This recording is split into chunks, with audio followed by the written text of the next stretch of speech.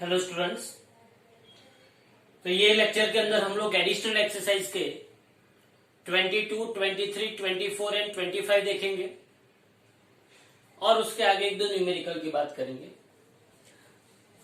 ये जो चैप्टर है मैग्नेटिज्म एंड मैटर,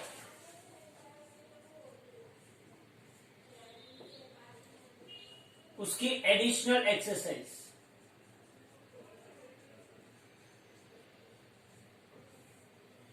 उसमें एक्सरसाइज नंबर 22 ध्यान से देख। ऐसा कहा गया है अ mono energetic electron beam, mono energetic electron beam, mono energetic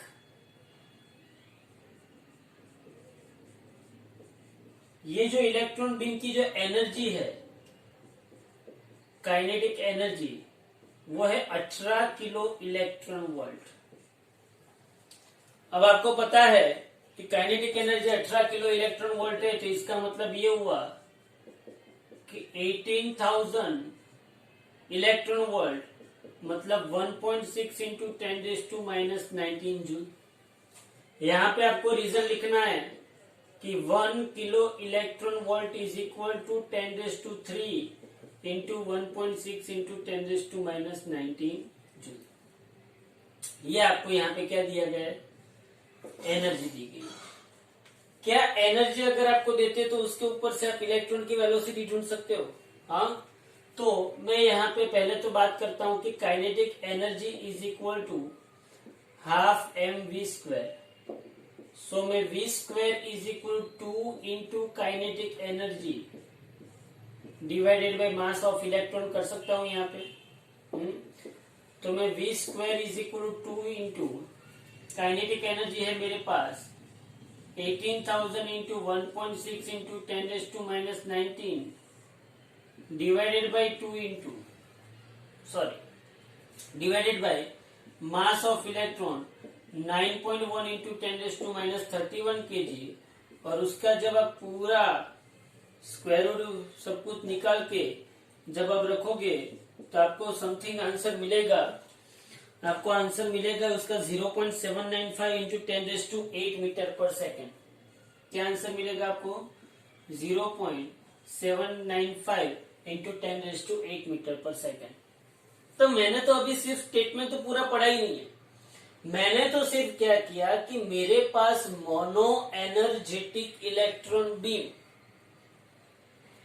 ऐसा इलेक्ट्रॉन बीम जिसके सभी इलेक्ट्रॉन के पास सेम काइनेटिक एनर्जी, सभी इलेक्ट्रॉन सेम काइनेटिक एनर्जी से जा रहे हैं, ऐसा जो मोनोर्जेटिक इलेक्ट्रॉन बीम है उसकी एनर्जी आपको क्या दी गई है? 18 किलो इलेक्ट्रॉन वोल्ट। जो मुझे काइनेटिक एनर्जी दी है तो उसके ऊपर से मैं उसकी स्पीड ढूंढ सकता हूं कि नहीं ढूंढ सकता हूं। तो kinetic energy is equal to half mv²। तो v² is equal to 2 into kinetic energy by mass of electron करके मैंने उसकी स्पीड ढूंढ ली कि नहीं ढूंढ ली? बोलो, इतना पता चला सबको होता, ये मुझे उसकी वेलोसिटी मिली। Horizontal direction is subjected to a horizontal magnetic field of 0.04 Gauss normal to the initial direction। तो ये जो मैग्नेटिक फील्ड है हॉरिजॉन्टल, सपोज कि हॉरिजॉन्टल मैग्नेटिक फील्ड है, उसके नॉर्मल इस वेलोसिटी की इनिशियल डायरेक्शन होगी, ऐसा उसने बोला है। The velocity of the applied magnetic field is perpendicular to each. तो आपको पूछा क्या है? आपको पूछा क्या है? आपको ये पूछा है, ध्यान से देखना, एस्टिमेट द अप और down deflection of the beam over a distance of 30 centimetre. ये बहुत बढ़िया चीज है। अब देखो, यहां रियलिटी में देखने जाओ तो सपोज कि ये मैग्नेटिक फील्ड है, क्रॉस क्या बता रहा है कि मैग्नेटिक फील्ड अंदर की ओर जा रहा है। क्रॉस क्या बता रहा है? मैग्नेटिक फील्ड अंदर की ओर जा रहा है, मैग्नेटिक फील्ड अंदर।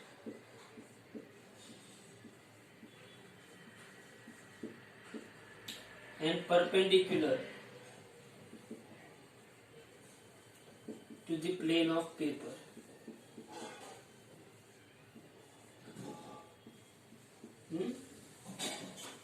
ये मैग्नेटिक फील्ड।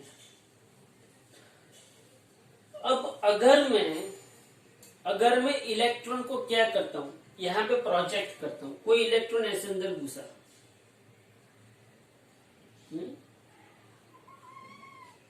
तो रियलिटी में उसको कहां पे जाना चाहिए? ये स्ट्रेट वे पे। लेकिन जब भी कोई भी इलेक्ट्रॉन मैग्नेटिक फील्ड के अंदर घुसता है तो वो कौन सा पाथ लेता है? Circular path. लेकिन यहां पे प्रॉब्लम क्या हुआ? इसकी वेलोसिटी कितनी है? 0.795 इंटू 10⁸ मीटर पर सेकेंड। तो वो सर्कुलर पाथ लेगा, लेकिन वेलोसिटी इतनी ज्यादा है कि सीधी सी बात है, अगर आपकी वेलोसिटी कम है तो आप तुरंत ऐसे मुड़ जाओगे, लेकिन अगर आपकी वेलोसिटी ज्यादा है तो आप लंबा टर्न लगा के मुड़ोगे। टर्न कैसा होगा? लंबा होगा कि नहीं होगा? तो यहाँ पे सिमिलरली इसका टर्म लंबा हो जाता है। हाँ, तो इसका मतलब ये हुआ कि ये डिफ्लेक्ट हुआ। क्या हुआ? ये डिफ्लेक्ट। ये जो डिफ्लेक्शन है, वर्टिकल डिफ्लेक्शन जो है, ये बस यही मुझे ढूंढना है। बोलो समझ में आया कि नहीं? क्वेश्चन समझ में आया? ये एक्चुअली जा रहा था ऐसे ही, उसको और कोई प्रॉब्लम नहीं थी, लेकिन वेलोसिटी ज्यादा है, इसलिए उसने जो टर्न लिया वो कैसा लिया? लंबा टर्न लिया तो सीधी सी बात है, यहाँ पे मुझे क्या मिलेगा? डिफ्लेक्शन मिलेगा। उसको रियलिटी में यहाँ पे जाना था और यहाँ पे डिफ्लेक्शन मिला, तो ये जो डिफ्लेक्शन है वाई, वो मुझे ढूंढना है। बोलो पता चला कि नहीं चला? अब सोच क्या कर सकते हैं। क्वेश्चन पता चला, सिचुएशन पता चला, विजुअलाइज हुई सिचुएशन। मुझे ये वाई ढूंढना है। क्या ढूंढना है मुझे? वाई। अब वाई ढूंढने के लिए मैं क्या कर सकता हूं? तो मैं ऐसा लिख सकता हूं, सी आप लोग जरूरी नहीं, लेकिन मैं ऐसा लिख सकता हूं। सी यहाँ पे आपको ऐसा भी समझना चाहिए कि ये नीचे ही जाएगा कि ऊपर जाएगा। यहाँ पे कौन सा रूल लगेगा? तो यहाँ पे फ्लेमिंग्स लेफ्ट हैंड रूल लगेगा। कौन सा rule? According to Fleming's left hand rule, मतलब फ्लेमिंग का लेफ्ट हैंड रूल क्या कहता था?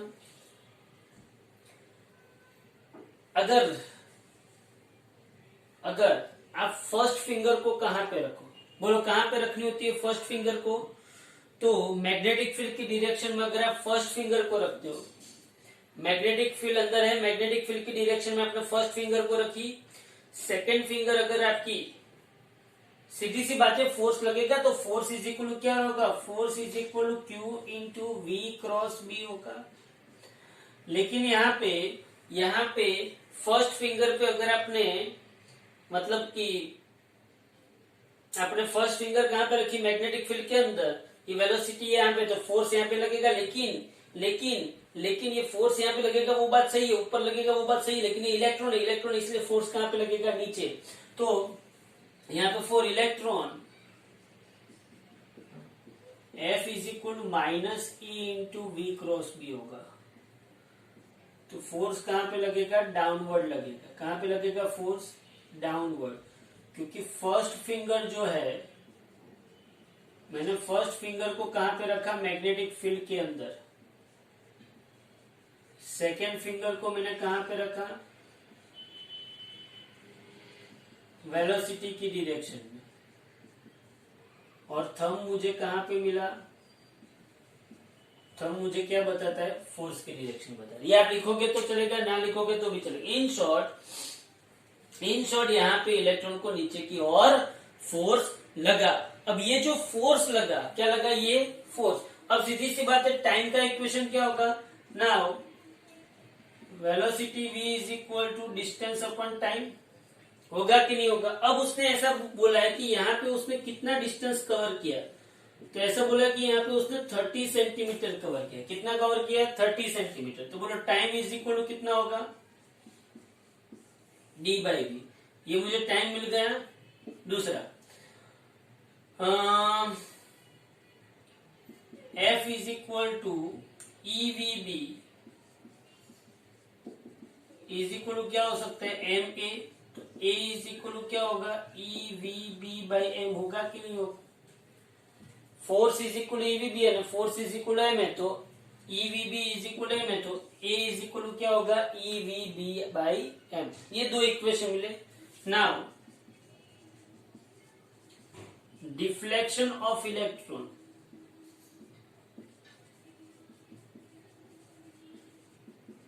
इज y, तो y इज इक्वल मैं हाफ AT² लिख सकता हूँ, V0 0 है इसलिए। तो बोलो y इज इक्वल क्या होगा 1/2। बोलो A क्या है, A EVB/m, ये क्या है EVB/m, और T² मतलब D/v का स्क्वायर। बोलो यहाँ पे मैं क्या कर सकता हूँ, y is equal to EVB/2m, y is equal to EVB/2m, और ये क्या होगा d²/v²। तो यहाँ पे y is equal to VV cut हुआ, तो EBD²/2mv। समझ में आ रहा है। तो ये आपके पास आएगा EBD²/2mv। अगर आप इसमें सब वैल्यूज रखते हो, y इज इक्वल ये कितना है 1.6 इंटू 10⁻⁻19। बी आपको मैग्नेटिक फील्ड कितना दिया है 0.04 गॉस। मैग्नेटिक फील्ड आपको कितना दिया है 0.04 गॉस, तो 0.04 इंटू 10⁻⁻4 टेस्ला। हाँ, याद रखना मैग्नेटिक फील्ड आपको दिया है 0.04 गॉस, मतलब कि 0.04 इंटू 10⁻⁻4 टगला बराबर है डी कितना है 30 सेंटीमीटर। 30 सेंटीमीटर मतलब 0.3 का स्क्वायर। यहाँ पे 2 मास ऑफ इलेक्ट्रॉन 9.1 इंटू 10⁻31, और वेलोसिटी आपको क्या मिली 0.795 इंटू 10⁸8। और ये पूरा का पूरा जब आप सॉल्व करोगे तो आपको क्या मिलेगा डिफ्लेक्शन। ओके, समझ में आ रहा है। हाँ, यहाँ पे याद रखना ये डिफ्लेक्शन आपको ऐसा क्यों मिलता है, क्योंकि V is very very very very large. V large है इसलिए डिफ्लेक्शन मिलता है, वरना नहीं मिलेगा। ओके, तो ये हो गया एक्सरसाइज का 22। देख लो यहाँ पे। अब एक्सरसाइज का 23 देखो। बोलो एक्सरसाइज के 23 के अंदर हम क्या देखेंगे। एक्सरसाइज का 23 ध्यान से देखो। वो ऐसा कहना चाहता है कि हाँ, एक और बात, एक्सरसाइज का 23 समझाने से पहले मैं आपको थोड़ा सा क्यूरीज लॉ मतलब समझा देता भी नहीं हूं, मैं आपको सिंपल इतना बोलता हूं कि मैग्नेटाइजेशन जो है, इंटेंसिटी ऑफ मैग्नेटाइजेशन वो कैपिटल M होता है, और वो मैग्नेटिक फील्ड के डायरेक्टली प्रोपोर्शनल में और टेम्परेचर के इनवर्सली प्रोपोर्शनल में होता है। बस इतना भी याद रखो। मैं आपको इसमें डिटेल में करवाता हूं, लेकिन याद रखो कि क्यूरी ने ऐसा बोला था कि मैग्नेटाइजेशन या तो intensity of magnetization capital M is equal to is directly proportional to magnetic field and inversely proportional to temperature. आप लोगों को शायद मालूम होगा, आप जब बचपन में पढ़ते थे तब ऐसा होता था, ऐसा आता था। याद करो कि अगर मैं मैग्नेट को गर्म करूंगा, उसको हीट करूंगा, तो उसका मैग्नेटाइजेशन क्या होगा, लॉस होगा। हाँ, ऐसा आता था, आप लोग याद करो। टेम्परेचर बढ़ाऊंगा तो मैग्नेटाइजेशन लॉस होगा, या तो उसकी फिजिक्स की लैंग्वेज में बोले तो उसकी डाइपोल जो है वो उसको एक्सेस काइनेटिक एनर्जी मिलेगी। एक्सेस काइनेटिक एनर्जी मिलेगी तो वो अपना मैग्नेटिज्म गवाएगी। ये सब कुछ था, लेकिन वो क्यूरीज लॉ के अंदर हम पढ़ेंगे फेरोमैग्नेटिक पैरामैग्नेटिक। लेकिन अभी ये सिंपल याद रखो, M proportional to capital B/T, एकदम सिंपल। हाँ, आपको पूछा क्या है, M proportional to capital B/T, unique sample of paramagnetic salt. शायद आप लोगों को पता हो, ना पता मुझे पता नहीं है, लेकिन पैरामैग्नेटिक सॉल्ट क्या होता है। पैरामैग्नेटिक मटेरियल केमिस्ट्री के अंदर आपको आ गया है। जो कभी भी परमानेंट मैग्नेट बनता नहीं है उसको पैरामैग्नेटिक बोलते हैं। जो परमानेंट मैग्नेट बनता है उसको फेरोमैग्नेटिक बोलते हैं, और जो कभी भी मैग्नेट नहीं बनता है उसको डायामैग्नेटिक बोलते हैं। हाँ, टीचर क्लास में आए और कभी भी कोई भी लड़का ऐसे ध्यान ना दे उसको क्या बोलते हैं? डायामैग्नेटिक। टीचर क्लास में आए, ध्यान देगा, जैसे ही क्लास से गया वापिस वो अपनी मस्ती में गुल हो जाएगा, उसको क्या बोलते हैं? पैरामैग्नेटिक। और टीचर क्लास में आए, ध्यान दिया, टीचर चले गई, फिर भी ध्यान ऐसे ही दे रहा है तो उसको क्या बोलेंगे? फेरोमैग्नेटिक। सिंपल। उसके बारे में बहुत सारी कहानी करनी है, लेकिन अभी ये देखो, तो एक पैरामैग्नेटिक सॉल्ट है, पैरामैग्नेटिक सॉल्ट, उसका 2 × 10⁻24 एटॉमिक डाइपोल्स है। तो नंबर ऑफ डाइपोल्स 2 × 10⁻24। हाँ, और ईच डाइपोल की डाइपोल मोमेंट 1.5 × 10⁻23 जूल पर टकला है। Dipole moment of each dipole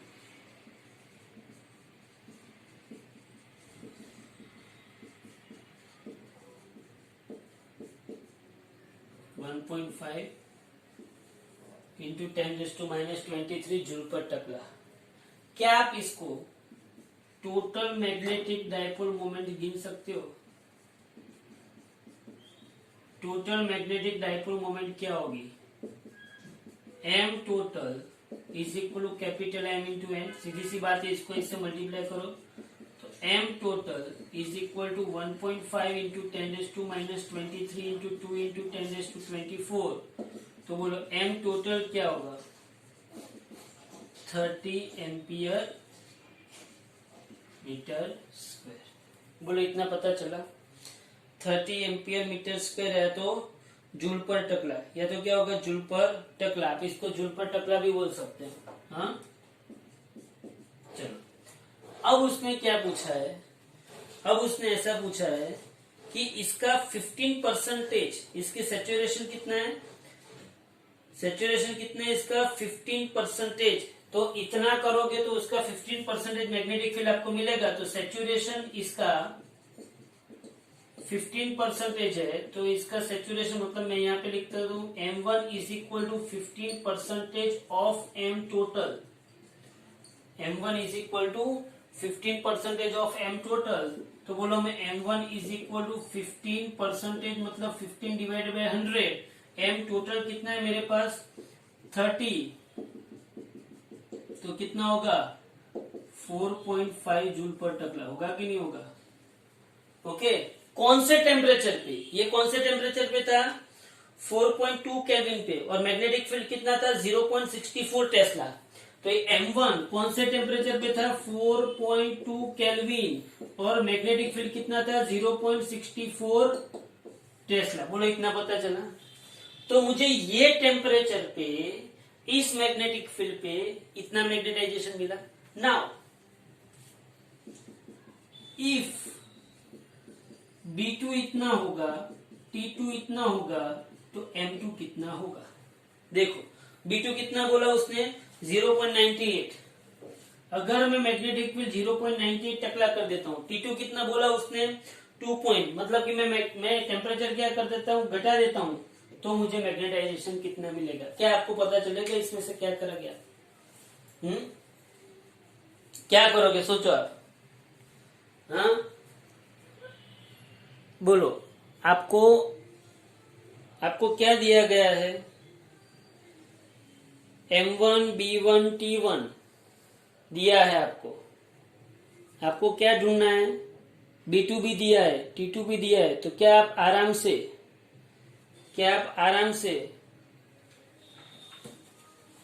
क्या ढूंढ सकते हो? M2 ढूंढ सकते हो।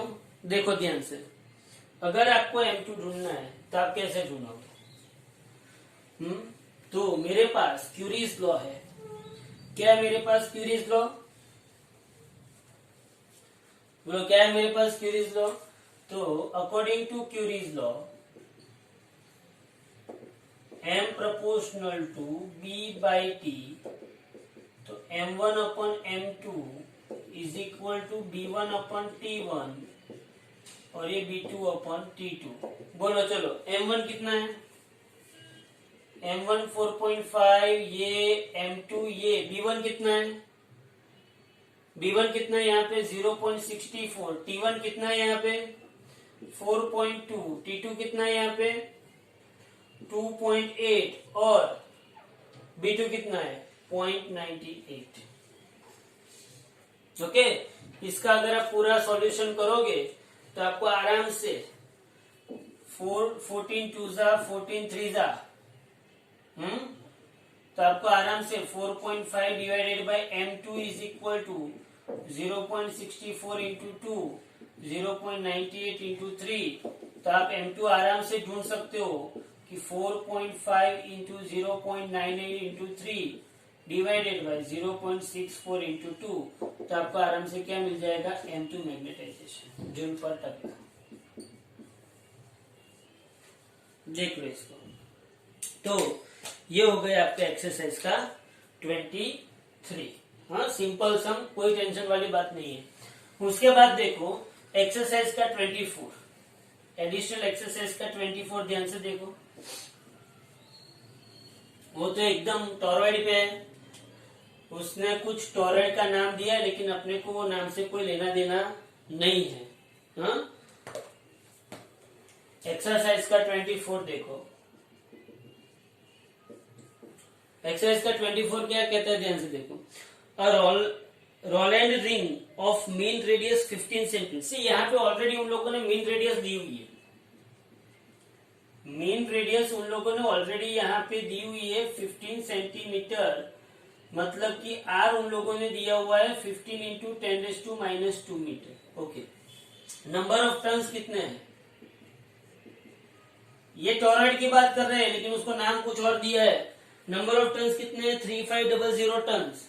हाँ, नंबर ऑफ टर्न्स कितने हैं 3500। अब यहाँ पे एक बात आती है, आज तक हम लोगों ने टॉरॉइड का इक्वेशन क्या देखा था, B is equal to μ0 Ni, मतलब हमने टॉरॉइड का इक्वेशन देखा था n/2πr, देखा था कि नहीं देखा था। तो हम लोगों को ये पता है कि टॉरॉइड जो होता है वो टॉरॉइड का इक्वेशन क्या, तो टॉरॉइड का इक्वेशन क्या होता था, B is equal to μ0 capital N, μ0 small n I, लेकिन स्मॉल n क्या होता था कैपिटल N/2πr, होता था कि नहीं होता स्मॉल n, स्मॉल n क्या होता था capital N/2πr, where r is the mean radius. Okay, ये मुझे पता था, लेकिन यहाँ पे बड़ी बात क्या थी कि ये टॉरॉइड की जो फ्री स्पेस है, फ्री स्पेस है, वहां पे कोई मटेरियल नहीं रखा था। हाँ? ये फ्री स्पेस बराबर है, लेकिन यहां पे उसने ऐसा पूछा है कि what is the magnetic field B in the core for magnetic current 1.2 ampere, और ऐसा बोला है कि फेरोमैग्नेटिक कोर है कि relative permeability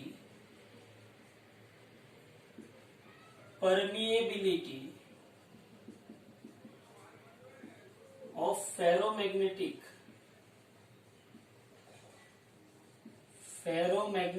core μr is equal to 800, ये मेन चीज है।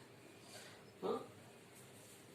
तो मैग्नेटिक फील्ड, करंट कितना पास हुआ है, करंट 1.2 एम्पियर जैसा है, बराबर है। तो magnetic field in the toroid B is equal to, याद रखना म्यू नॉट की जगह पे क्या आ जाएगा mu Ni, but small n is equal to क्या आएगा N/2πr, तो B is equal to mu Ni/2πr। But अब यहां पे आएगा कि भाई रिलेटिव परमिएबिलिटी, जब रिलेटिव परमिएबिलिटी आए, mu are is equal to permeability of that material divided by permeability in vacuum. Permeability of that material divided by permeability in vacuum, तो mu is equal क्या आएगा, mu naught into mu r आएगा। तो यही equation आप क्या लिखोगे, mu naught mu r capital N I divided by 2 pi r. अब बोलो ये म्यू नॉट क्या हो जाएगा, 4 पाई इंटू 10⁻⁻7 हो जाएगा। म्यू आर क्या हो जाएगा, 800 हो जाएगा। ये क्या हो जाएगा, 3500। क्या हो जाएगा ये 3500। और करंट कितना आया, 1.2। 2 पाई तो यहाँ पे एज इट इज रहेगा। और आर कितना आया, 15 इंटू 10⁻²। बोलो पता चला ये। तो सिंपली आपको मैग्नेटिक फील्ड मिल गया टोरॉइड के अंदर। सिंपल सा क्वेश्चन था। सिर्फ तकलीफ कहाँ पे थी कि हम लोग जो म्यू नॉट लिखते थे उसकी जगह पे क्या आएगा, mu capital N I upon 2 pi r. R दिया हुआ है आपको, कैपिटल एन दिया हुआ है, करंट दिया हुआ है। फिर आपको सिर्फ करना क्या है, mu are is equal to mu by mu not. तो mu is equal to mu R into mu not आ गया, बात खत्म, और कुछ नहीं है। लास्ट वाला सम एक्सरसाइज का 25 देख लो इसको। एक्सरसाइज के 25 का क्वेश्चन पढ़ो। ये हम लोगों ने किया हुआ है, याद करो। Orbital angular magnetic moment, orbital angular magnetic moment याद करो। चलो ऑर्बिटल एंगुलर मैग्नेटिक मोमेंट आपको डिराइव करनी है। ध्यान से देखो। बोलो एंगुलर मोमेंटम का इक्वेशन क्या होता है, L is equal to m v r. क्या होता है, L is equal to m v r. वो किसका इक्वेशन होता है, एंगुलर मोमेंटम का। Okay okay. अब यहाँ पे ऐसा पूछा है, for magnetic moment vector mu S and mu L associate with the intrinsic speed angular momentum.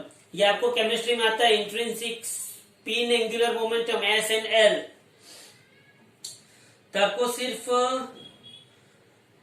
Verify करना है कि mu L is equal to minus E by 2m into L है। Mu L is equal to minus E by 2l into M है। Exercise का 25 है। चलो पहले तो मुझे ये बात बताओ, according to classical mechanics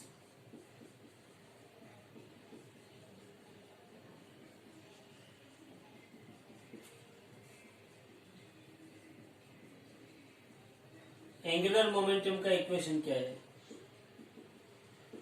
L is equal to r cross p. L is equal to क्या हुआ, r p sine theta. If r perpendicular p है तो थीटा 90, तो साइन 91। तो बोलो एल इज इक्वल टू क्या होगा, r p. But p is equal to क्या होगा, एम वी। तो बोलो एल इज इक्वल क्या आया, एम वी आर। बोलो ये इक्वेशन 1 पता चल गया कि नहीं चल गया। ये क्लासिकल मैकेनिक्स है। ये इक्वेशन नंबर 1। अब मुझे एक बात बताओ, magnetic moment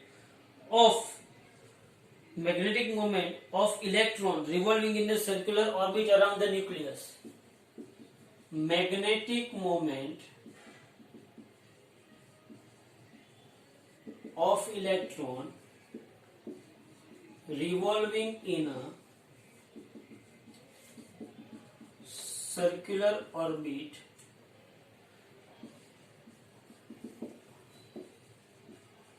around the nucleus। याद करो हमने निकाला था ये, mu is equal to I A होगा कि नहीं होगा, बोलो ये मुझे बताओ। Mu L is equal to I A. याद करो मैग्नेटिक मोमेंट का इक्वेशन क्या, आई ए है कि नहीं, orbital angular magnetic moment. Orbital angular magnetic moment mu L is equal to क्या होगा, आई एल होगा। But electric current due to revolving electron क्या होता है, I is equal to e v by 2 pi r होता है। ये तो बचपन से अपने को पता है। And cross section area A is equal to क्या होता है, पाई आर स्क्वायर। तो mu L is equal to, बोलो आई की जगह पे क्या रखेंगे, e v upon 2 pi r into A की जगह पे पाई आर स्क्वायर रखेंगे। बोलो pi pi cut r r cut, तो mu L is equal to क्या होगा, ई वी आर बाई 2 होगा कि नहीं होगा। इसको दे दो इक्वेशन नंबर 2, ये इक्वेशन नंबर 1, ये equation number 2। Equation 2 divided by equation 1 करो, तो बोलो mu L by L is equal to e v r by 2 divided by M v r आया। Mu L by L is equal to e v r by 2 divided by M v r आया। सीधी बात है, we r क्या हुआ, cut हुआ, तो mu L by L is equal to क्या हुआ, ई बाई 2m, तो mu L is equal to e by 2m into L हुआ। हाँ, अगर मैं इसको वेक्टरली बताता हूं तो यहाँ पे क्या आ जाएगा, माइनस, तो यहाँ पे रिप्रेजेंट करता है कि जो ऑर्बिटल एंगुलर मोमेंटम है वो एंगुलर मोमेंटम की ऑपोजिट डायरेक्शन है। कौन सी डायरेक्शन में orbital angular momentum, opposite to the angular momentum. बोले ये पता चला कि नहीं चला, सिंपली ये मैंने प्रूफ कर दिया एंगुलर ऑर्बिटल मोमेंटम के लिए। स्पिन एंगुलर मोमेंटम के लिए हमारे सिलेबस में प्रूफ करने का नहीं है। ओके, तो ये आ गया 22, 23, 24 एंड 25 एडिशनल एक्सरसाइज के sum. Thank you very much.